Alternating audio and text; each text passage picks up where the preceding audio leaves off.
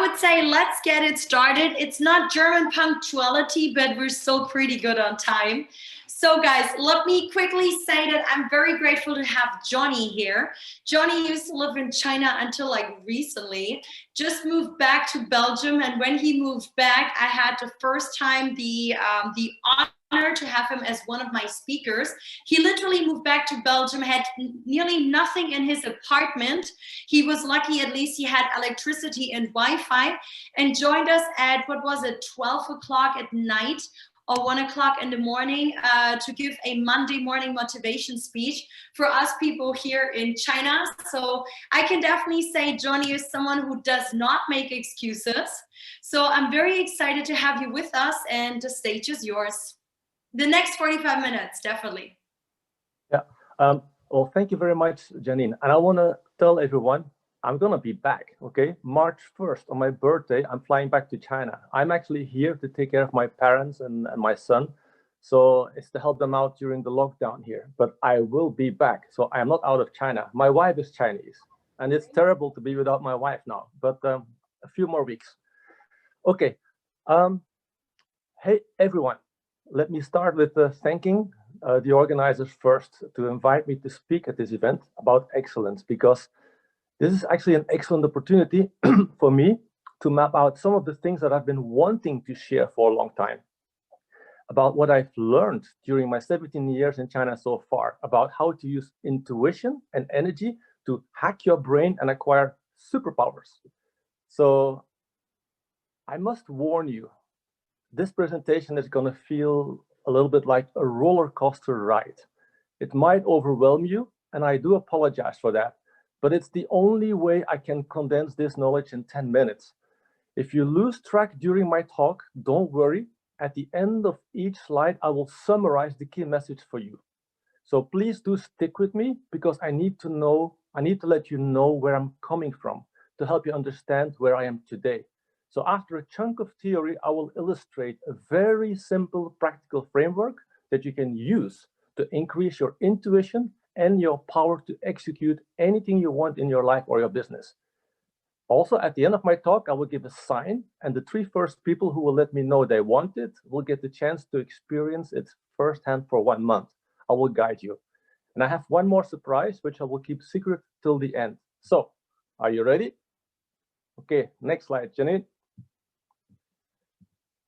I must say that my career path hasn't been a typical one. I did 2 masters, one in genetic engineering and one in environmental technologies. As I had a natural inclination towards languages and human sciences, I decided to study hard sciences to challenge myself. I knew it would be tough for me. And actually, in mathematics, I failed my first exam, and I did feel bad. The professor had a reputation for failing anyone who couldn't pass the first part of the exam, the mathematical exercises. So you can imagine how nervous I was sitting in front of him for the second part of the exam, theoretical physics. So frowning, he looked at the paper that I gave him, and then he said, what are you trying to explain here? Why did you write this? This is not what we learned. So I kind of nervously apologized and said, I forgot what we learned, and I'm not so good at remembering things. So I just wrote down my own thoughts. I see. Explain me your logic, he replied. So I started to explain how I was intrigued by mathematics, how mathematics actually could help us understand physics in ways I could first not imagine. But then when I started to think about similarities between the movement of atoms and vibrations, and then started using matrices, mathematical matrices, to figure out how different physical dimensional relationships are related, then things started to make sense to me. I started to see the logic of how mathematics translates into the physical world and how mathematics can be used to understand physics. So it became a long conversation, and at the end, the professor told me, you failed mathematical calculations, so I can't let you pass.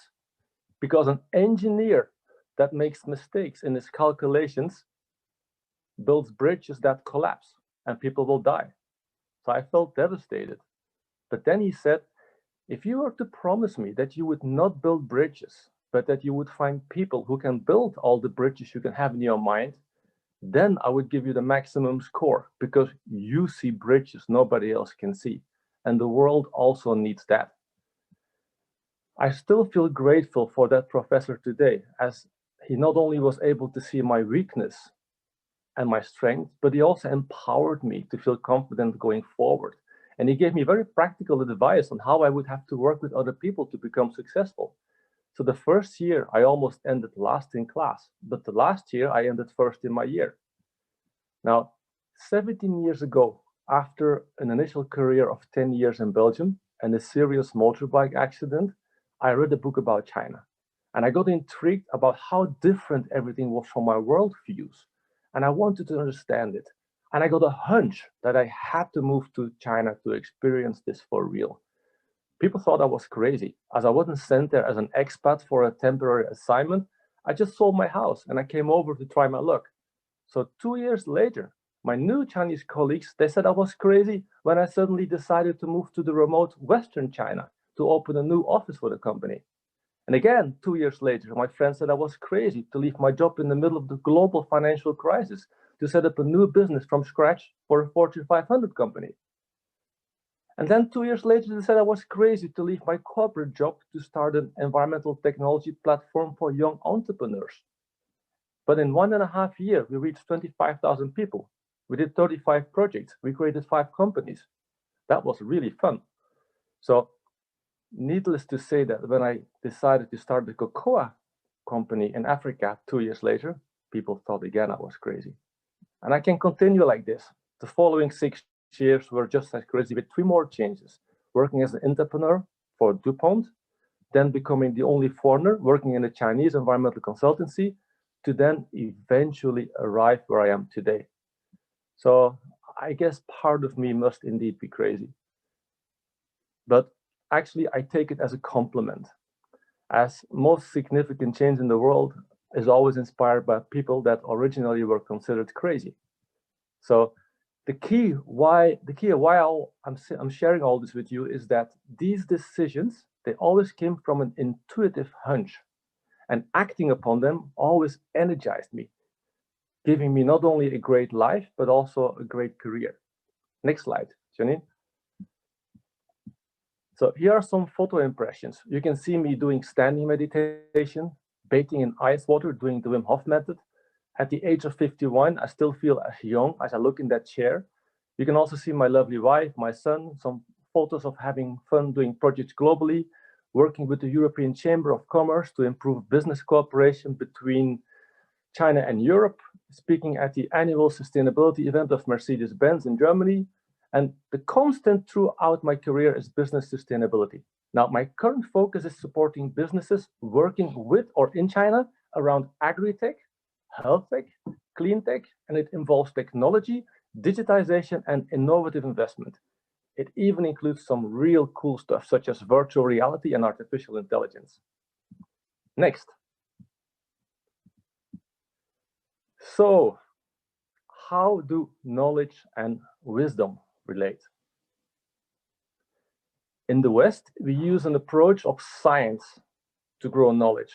Now, this means that when we discover something, we first try to understand it, then describe it, and then find a way to control the process to repeat it, because then we have proof that the scientific model is correct. Then, and only then, it is real. In the East, we use an approach of experience to grow knowledge. We try something, and if it has a good effect, we try it more. And by experience, we know what works. We do not necessarily understand how exactly it works, but proof comes from experience. Knowledge is passed on via approaches based on accumulated experience, which is a never-ending story of fine-tuning, and so is science. Every model requires an upgrade as soon as the old model can't explain new findings. Quantum mechanics replacing Newton mechanics is a beautiful example of that. Now, wisdom. Wisdom comes from knowing how to implement the knowledge.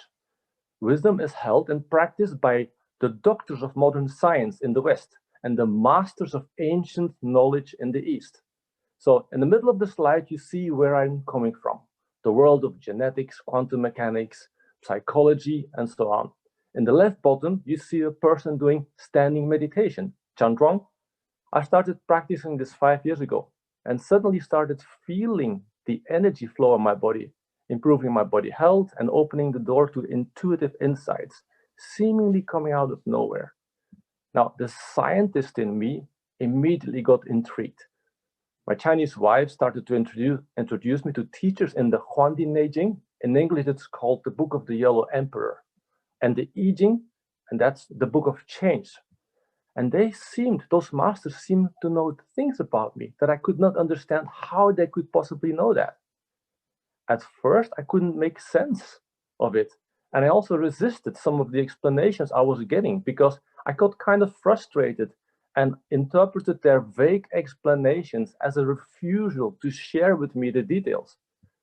But they simply didn't understand why this foreigner was wasting so much energy in trying to understand what was so simple to do, because words hardly would be able to explain it quickly anyway.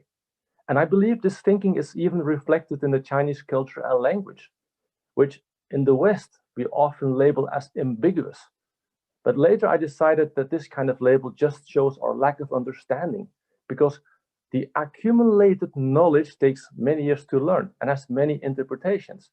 But the implementation indeed often is quite simple. So I couldn't explain it, but I couldn't also ignore what I had experienced. So relinquishing the need to understand why and how things work is very difficult for Westerners to do. So nevertheless, I still wanted to understand. So I reverted back to my roots in science to see if there's any way I could make sense of this. Next slide. So let's look at a few things we know from recent science. We now know that everything in our bodies is dynamic, even at the level of the expression of our DNA. We used to think that our DNA determines who we are. That is not the whole truth. And actually, it's only a small part of the truth. Epigenetics now shows that external factors can influence which part of our DNA is expressed in which way by producing which kind of enzymes. And this determines how your body gets sick or heals, or even how your body ages, whether your cells rejuvenate or develop cancer or repair themselves and so on. And external factors that can be anything from chemicals you get exposed to, the food you eat, but even your emotions, as these determine the biochemistry in your blood via hormones. And hence, even your self-perception is key in this, as this determines your body chemistry and your expression of your DNA. And more, our behaviors are strongly impacted by the DNA of bacteria in our gut, communicating with our body via peptides. And this, for example, can cause anxiety and depression. You thought it was you having the depression?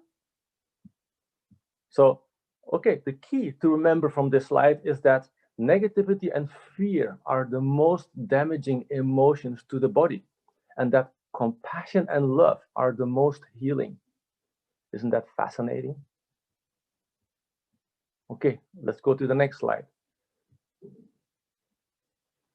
So we now know that we are like a complex, interactive operating system made up of mind, body, conscious, and subconscious.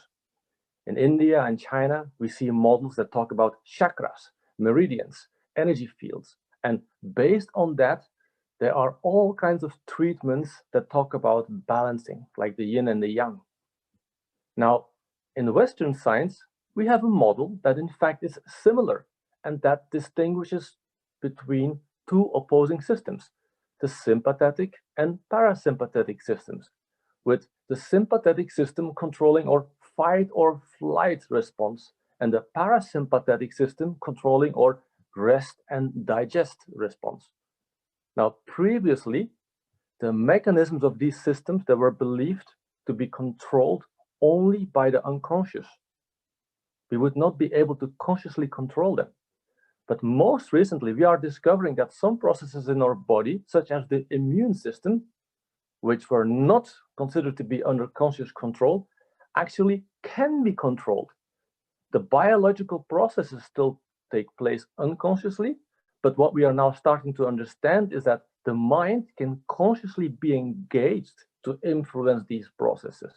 And one well-known example is the Wim Hof method, where the breath and cold exposure are consciously controlled in such a way as to rapidly increase energy in the body so that one can resist bathing in ice without feeling cold, and also that one can rapidly reduce inflammation and even heal autoimmune diseases. Now, how does energy and immunity relate? I wondered.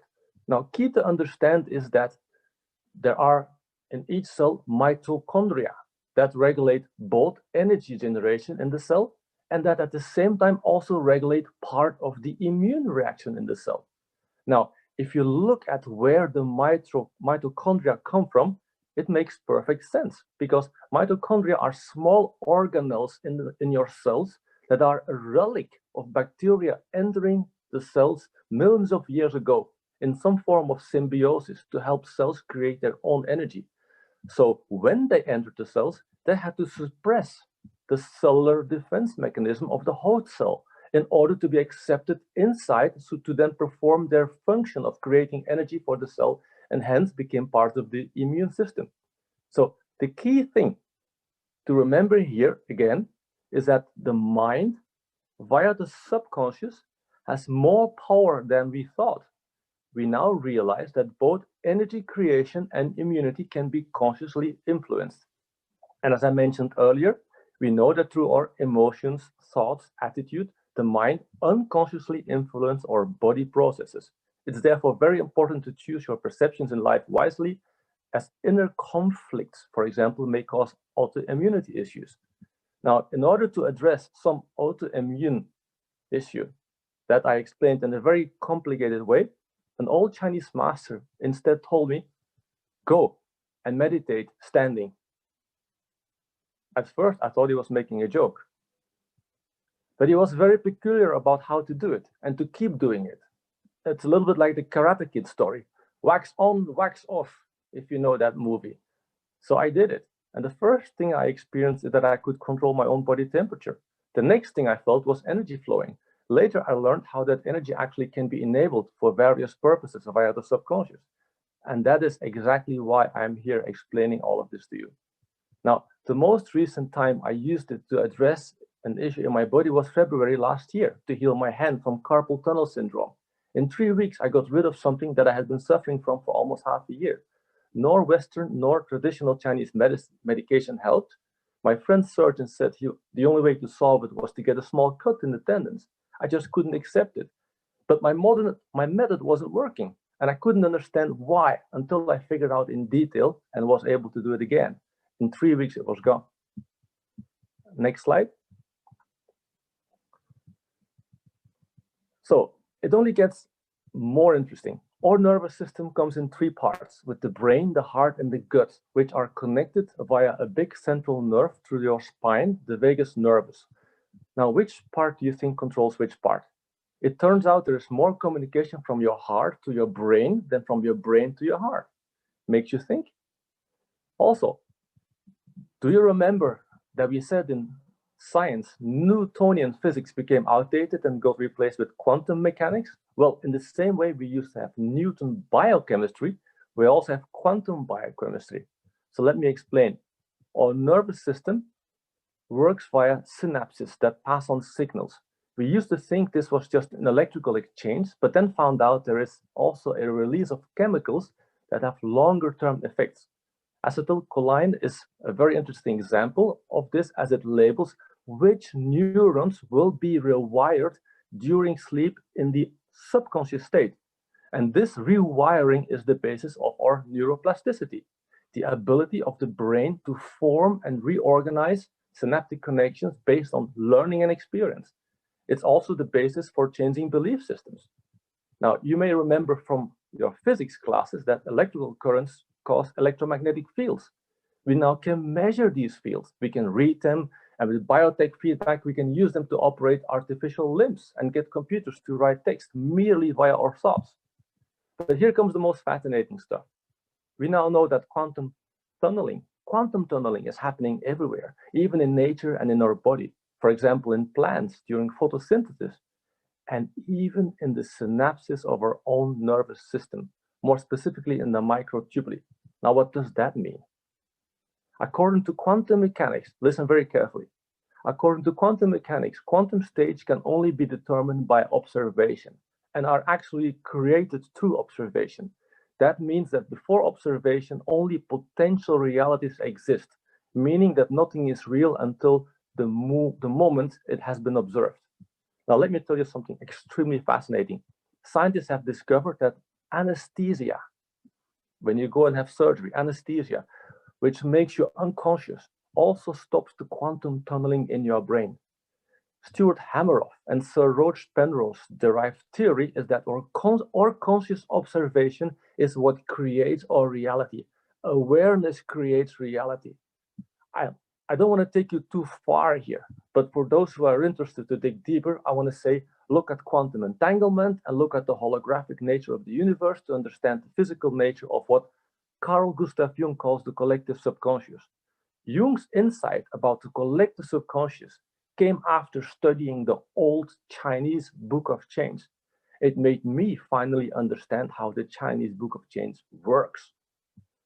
Okay, sorry for this complex slide, but the key thing to remember here is that your brain can be rewired and that your subconscious mind is a very powerful tool that can help you understand the nature of things and even to shape your own reality.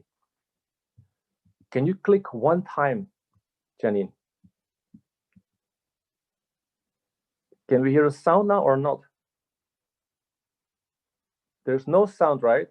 Okay, then I'm gonna play it. Oh, wait, how about this? Yes. What you're gonna hear now, people? Inside a neuron singing. Yes, sound of the microtubule.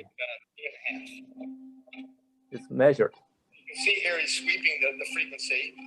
This is down converted because it would be too fast to actually hear.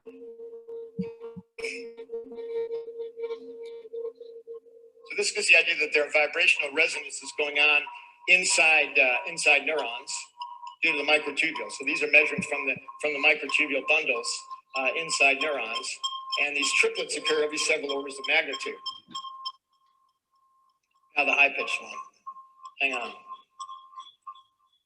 I'm not sure what this really means, but it's kind of nice. A lot of people really like it. But it's basically what's going on inside our neurons all the time.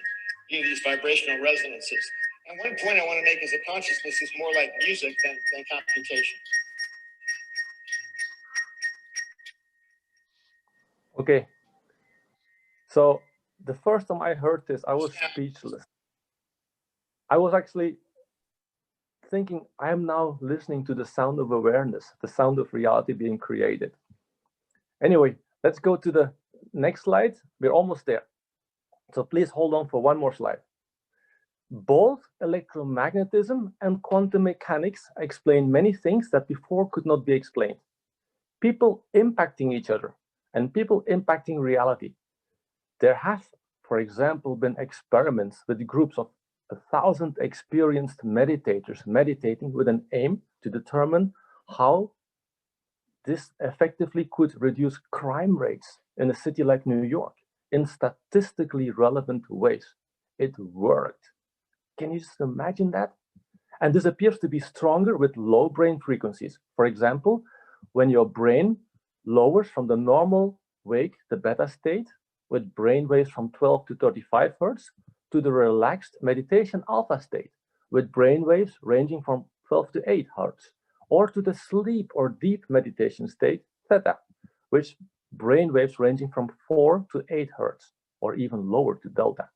Now, one of the most fascinating details, I feel, when people are feeling in bliss in meditation, between the conscious and the subconscious state, their brain resonates around 8 hertz, which, coincidentally or not, is similar to the frequency of the Earth's own natural electromagnetic field, the Schumann frequency at 7.83 hertz.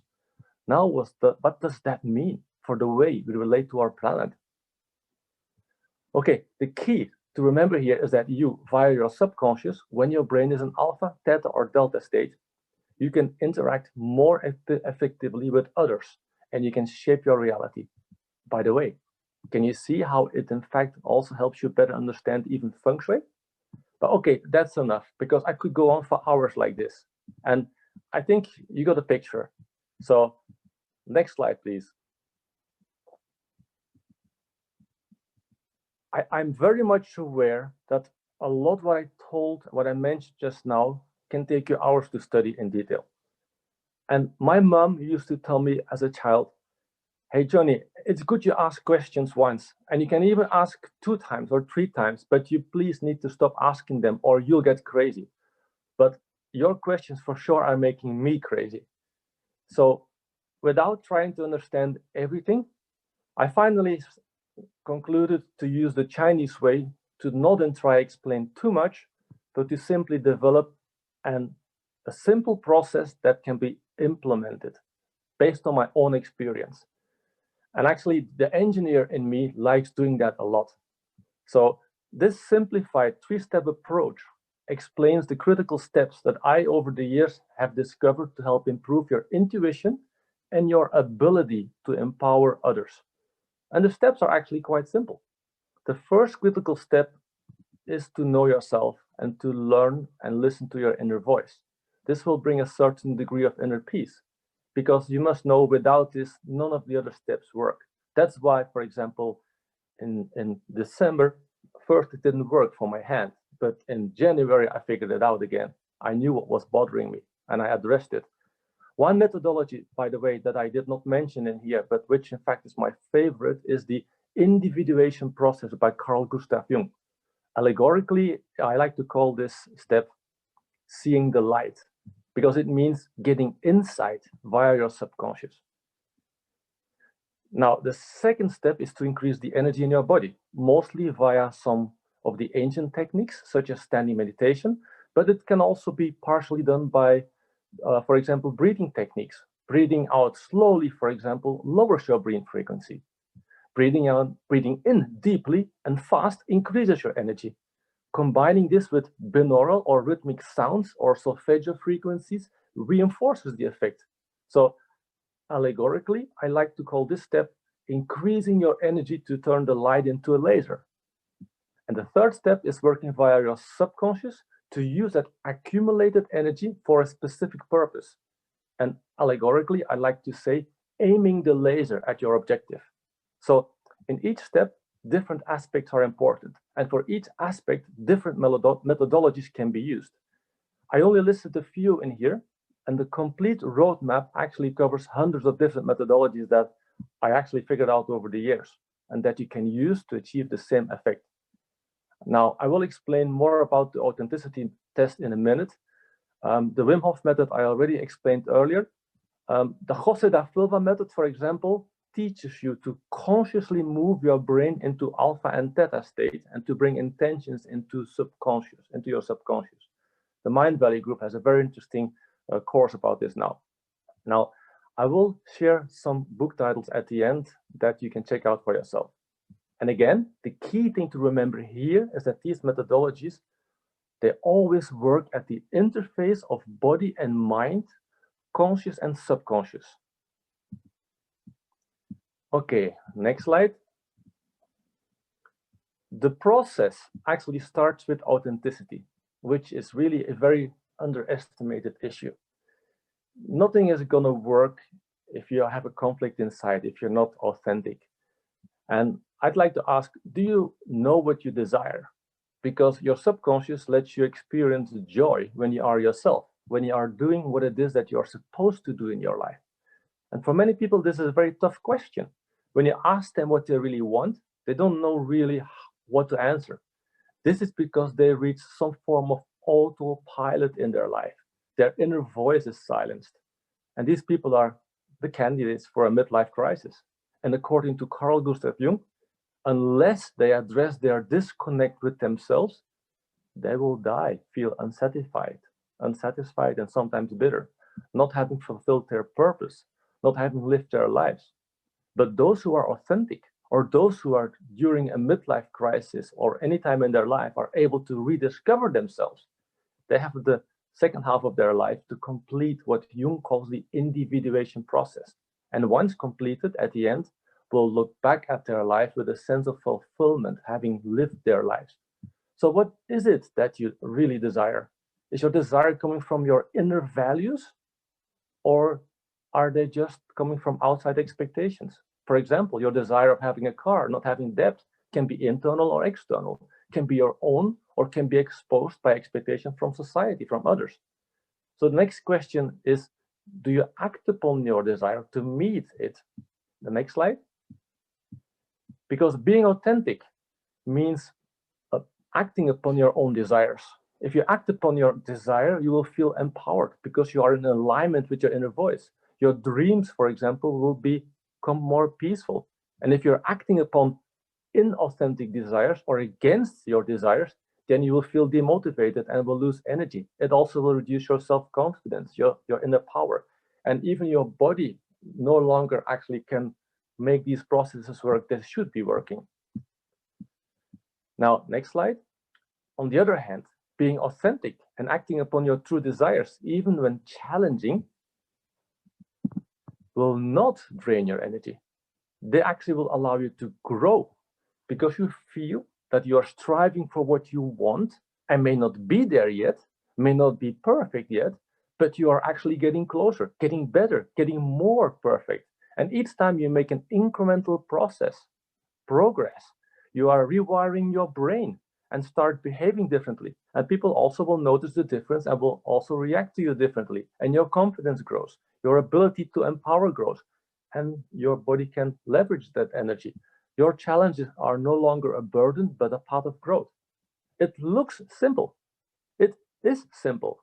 And yet so many fail to do this, especially in today's world where there are so many opinions, expectations, impressions, and with people's minds being bombarded with negative news instead of positive inspiration and mindfulness. So next, in the business context, we use the similar methodologies to improve business intuition and to empower organizations with power planning, to strive for a massive transformational purpose. Now, time today is too short to go into a lot of detail of how this is implemented on business, but it comes down to the same thing, and the same methodologies are being used. But let me explain a little bit about one step, step 3, the focus part, which in the business context is called rapid strategic execution. Next slide. Here you see all different kinds of parts in this methodology of rapid strategic execution. It's a process that allows you to develop your business plan on the go while you are processing, adapting, tracking, and documenting your learning, so that in 6 to 12 months' time, you know where you stand with your business. Have a de facto business plan in pocket to present to investors with a clear vision and an implementation plan, and with an overview of your assets and with a credible track record. The only thing you need to do at that time is to formulate your purpose for needing to obtain an investment. So next slide. I am nearing the end of my presentation, and I would like to ask, do you know what you really desire? A simple tip here is to follow your joy. What is it that you really enjoy doing?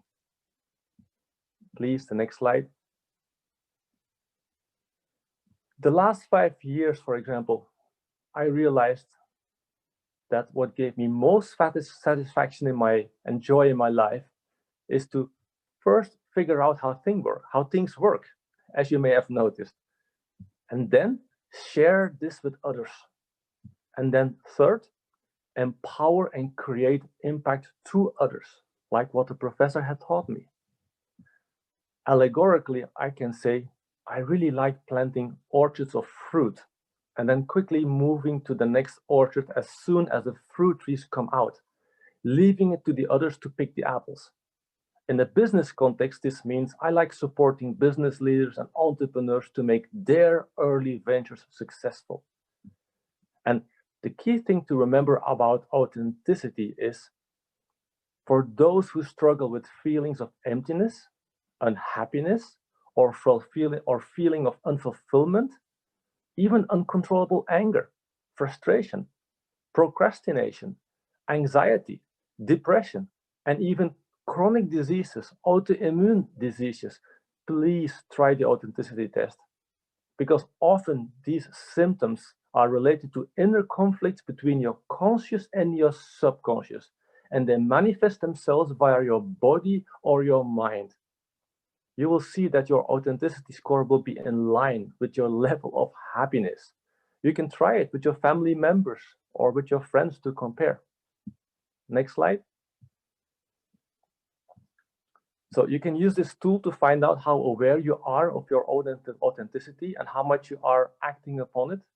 And the next step then is to address, of course, any trouble areas revealed by the results. Next slide. Here are some valuable reads that give you a bit more meat to study if you like. These are a few books that I do enjoy. And don't forget, you have to do that. Look at the YouTube link below, because it is sharing lessons from Harvard's longest study on happiness, a 75-year study. It's really fascinating. Okay, Alice in Quantum Land is funny. Next slide. So my present to you today, and the surprise that I wanted to share is, I mentioned earlier, I will guide 3 people to learn and implement the basics of the roadmap. I will offer to teach the 3 people that contact me after my talk first, the basic principles of the roadmap during 4 weekly calls of a half an hour. So time goes in after my last slide. This is not the last slide. I will let you know when. But the surprise is, the person who is best in following the commitments during that month is going to get 3 months of free coaching. Going to see what I can do for you. So here are my contact details. Next slide. Make sure you note them down, as you will be needing them. Also, do reach out to me if you want my help. I'm very happy to share some of the tools I have. And if you're interested in coaching, I use the following principles to determine whether we might be a good coaching fit. First is, does our energy match? So I can really engage into helping you as a person. Second, does your project inspire me? So that I can feel it's basically me doing something that I want to see happening myself through you, through your project. And third, can I really help you to create real value, right? Business value, so that it makes sense for you to invest in support. But one thing I do promise, that is, if you contact me, I will help you, or I will connect you with someone who can help. As you noticed during this event, there are plenty of great coaches in our network, and Janine knows a lot of them. When I know what you need, I will put you in contact with the right one for you in my network. Next slide. What is driving me today is what I see happening in the world today. I see so much loneliness and disconnect between people. It's made even worse by COVID, and because of the anti-social media and polarizing politics. It saddens me to see conversations have become hard because of ideological dogmas. So with some of the cultural experts from over the world, I've developed a 3-dimensional framework to diffuse ideological roadblocks. Can you click one more time, Janine? I have family in both East and West. In my world, people approach each other without labels for heart-to-heart connections. That's the world I will help create. Next slide. So what is my next plan? I know you're going to call me crazy again, but a few months ago, I picked up a plan with a new brother to redefine social media via virtual and mixed reality. So if this is something you find interesting, join us. If we already are set to present at Singularity University, are working with the Burning Man community, and are discussing the project with leading companies in virtual reality, artificial intelligence, and are exploring various financing options. So join us if you're interested.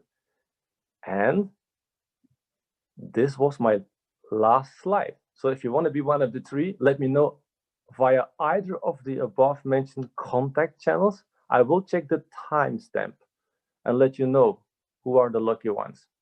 And I would now please say, feel free to ask any questions if there is still any time left. Thank you very much. And I hope you didn't get too dizzy in the roller coaster ride. Thank you. Thank you so much, Johnny. So guys, if you have experienced our sessions this morning, they were definitely different. So now you know why I invited Johnny to come and speak. Definitely make sure you contact him as fast as you can. Take advantage of this really nice offer that he has to get coached by him. And now it's your time where you can ask him any kind of question. We have about 10 more minutes here before the next speaker will start. Who would like to go first? You can use the chat group or you can like unmute yourself.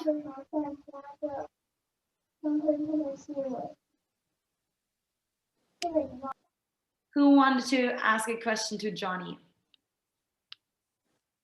Don't be shy. The feedback Feel free to also connect afterwards if you are shy to talk, because from experience, I know people kind of need to like digest this a little bit, but it comes. Yeah. Hey, Johnny. Yes. Hi, this is Casey. I have a question. I really like your comments about approaching each other without labels and connecting people with heart to heart.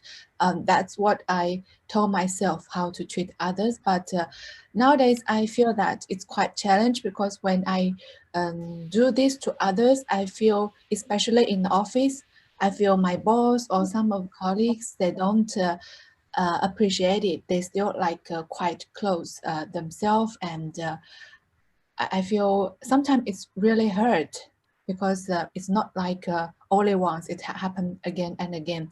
I'm trying to learn how to deal with it, but I want to hear some comments from you as well. Thank you. Yes. So you must know that every person you're talking with always is within their own state. And a lot of people at this moment are in the state of being limited by dogmas. They are having cognitive conversations, okay, with you in their mind. They can't connect because they're thinking from their own situation. They look at you from the outside. The only way to connect with people is if you are doing something together for a mutual aspiration. For example, when I work with the European Chamber, I see that people at the top level are trying to have conversations starting from an ideology, but you can't connect there. What I try to do via the Chamber again is to create cooperation between people, business cooperations like what you're saying. Mm-hmm. I always try to find a joint aspiration, something that people want. If you have a joint aspiration, then you can start thinking on what can be done. It's when you're doing things with people together that you can find a connection. And this may be one story that I can refer to. It was working with a Fortune 500 company in Chengdu, building a part of an airport. There was a very big conflict between how the US company was trying to do it and how shall I say it, the local people were actually doing it. There was a conflict, and at some stage, they were sitting together during dinner, and they were supposed to have like a good feeling. I told them, I know this has been very difficult, but can you please look each other in the eyes? Because you're gonna obviously see, although you're talking politely, you're gonna see there's frustration, there's anger. So that's what you see in the eyes is real, okay? That anger is the same thing that you're gonna see when you are looking in the eyes of your mom or your brother when they're proud or afraid or happy. That's what you're gonna have to look at. okay? If you can't get that connection through the eyes, then you're not going to be able to work together. So you're going to have to find some way to cooperate that you can see in the other person's eyes that there's really a connection. If you do that, then you can achieve something together. Otherwise, with all due respect, it is not going to work. So I remember the mayor of Chengdu was sitting on our table because he was part of the project. And he suddenly stood up and he basically said, Buddha, which means it's in the war you get to know each other. It's by doing things you get to know each other. By suffering together, by happiness together. So I remember the American company looking a bit confused, and I said, you're being invited to try it again and have a drink together because we want to do something together. Suddenly they stood up, everybody basically had a cup together, and the atmosphere changed. So I know this is a long explanation, but the answer is in try to find something that you can do together, whether this is anything, hobby, something that the people like, anything which is their joy, their interest, because that's when you're getting in a different state. If you can get people in a different state, that's when you can connect with the heart. And with our project in virtual reality, we're going to create this via biotech feedback in our brain. Does it answer your question? Thank you, We Johnny. have a few more questions before I go to the questions in the chat group. Kathy, can I quickly ask you, I know that you have been coached by Johnny for quite a while. Very often what people say is, well, I don't have the money, I'm just starting my business, I cannot invest in this, I don't need a coach. I would love to hear quickly before we move on with the questions, how did a coach and how did Johnny especially like change your life? Hey, hello. Yes, I'm glad I can speak for Johnny. Hey, Johnny, good to see you here. Eddie. And Right. Great presentation. I contacted Johnny just because I was in a slump with my business. I didn't know which direction to go, especially during COVID. Mm-hmm. And because I moved back from China to Belgium as well. And so I had no direction. It was very messy in my head. And Johnny immediately gave me direction. And so my business moved very quickly. I thought it would take a long time, but within a couple of months, I knew which direction to go. Opportunities started to come. The right people came into my life, and then he coached me personally as well. When I felt overwhelmed, when I felt a bit down, he was there to encourage me and to even with the relationship, because my husband and I, we do the business together. So if there are, of course, there's stress in the business, then as a couple you have struggles, and so he's helping me on every aspect. So even with COVID, if you don't have a lot of money, it's really worth it, because, well, really, I thought it would take months to a year to get my business back on the rails, but with him, it was just in a couple of months. So yeah, wow, really recommend him. Congratulations on this. So guys, either way, make sure you connect with Johnny. Johnny is great to follow, to stay in touch with. We just heard apparently he's an amazing coach too. Thank you so much for sharing this, Kathy. Well, I guess we all sometimes have to invest in something so that something bigger and faster can come out. Let's go back to some more questions. Eve was asking, Johnny, could you elaborate on the anesthesia example and its linkage to the unconscious state? How do we discover more on our unconscious patterns? Carl Jung's method and more. Okay, so help me to understand the question. Is it the physical part that you want to understand, or is it the process of dealing with those subconscious beliefs that you want to understand?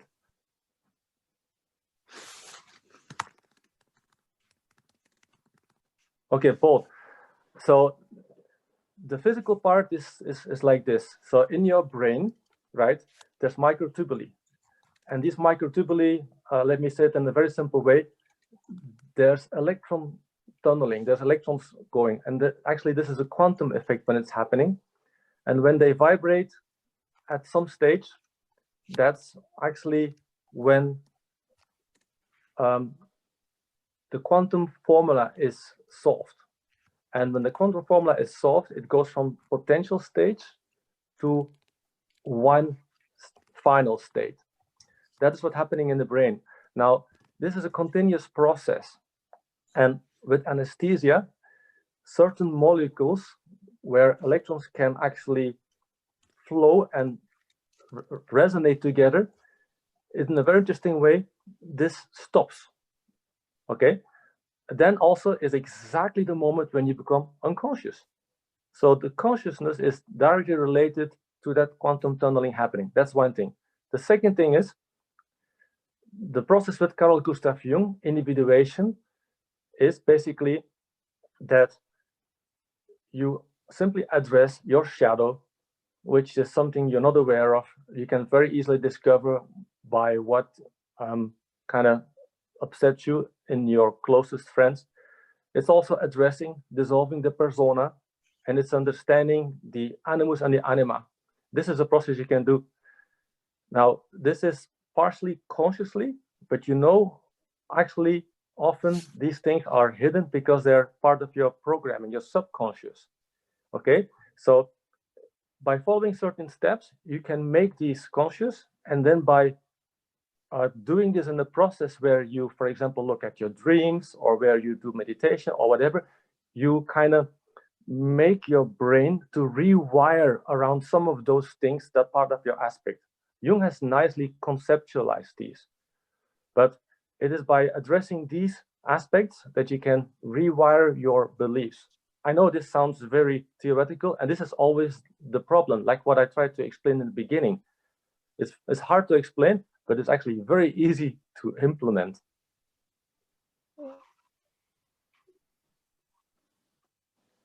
Okay, I would say we slowly gotta finish it now to make sure the next speaker can move on. I know we have a few more questions in here. Maybe we can take the last one and you just do it quicker. Okay. Like question by Natalie. The carpal issue that you had, was this an energetic or emotional manifestation or a subconscious belief that manifested physically? Oh, that's an interesting question. I have to be sure what caused it. I don't think it was something psychologically. I think it really was mechanical because I was playing my phone way too much. But the ability to heal it through my body, through my energy here, was in the beginning limited because I wasn't feeling happy on the inside. I was struggling with making an important decision in going to a new direction, and I wasn't doing that yet. So I had kind of like an unbalance on the inside. So that's why I could not get the energy to flow. Once I actually understood what I had to do and I acted upon it, it's very strangely, but then suddenly the feeling came back, and then my own body processes then can basically take the energy, which you can increase, to then heal the mechanical issue. So does that answer? Yeah, that makes perfect sense. I've done something similar, actually. That's why I was curious to know what you went through, or yeah. But what I went through was actually the condition that I had was something that was a result of something emotional or energetic. But through using energy, I guess I healed it in a way. So yeah, but yeah, I had to get that energy to flow. So yeah. Yeah. Well, the interesting thing is, this is really, your question is a very good one to understand, because you see, the mind can cause something in the body, and the body can cause something in the mind. And one can be the first, but the key thing is you need to balance them. This is like beautiful, right? This is the yin and the yang. But now in science, we know that they are related as well. So by one, you can influence the other. So by doing things in your body, you can influence your mind and your body chemistry, and vice versa. With your mind and your energy, you can influence processes in your body as well. So it truly is like a dance between subconscious and conscious, body and mind.